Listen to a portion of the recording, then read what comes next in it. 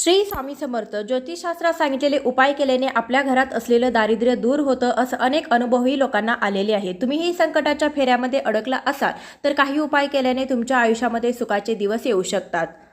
8 मार्च महाशिवरात्रीच्या दिवशी भगवान शंकरासोबत माता पार्वतीची पूजा करावी. या दिवशी भगवान शंकराचा रुद्राभिषेक केल्याने सर्व मनोकामना पूर्ण होतात. महाशिवरात्रीच्या दिवशी भगवान शंकरांना प्रसन्न करण्यासाठी दूध, चंदन, भस्म, भांग, धतुरा इत्यादी अनेक वस्तू शिवलिंगाला अर्पण केल्या जातात.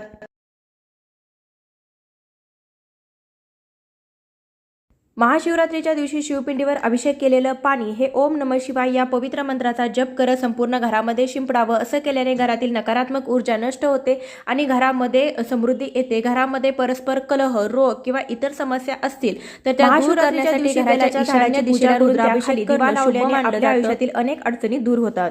महाशिवरात्रीच्या दिवशी भगवान महादेवाला बेलाचं पान हे आवर्जून वाहावे.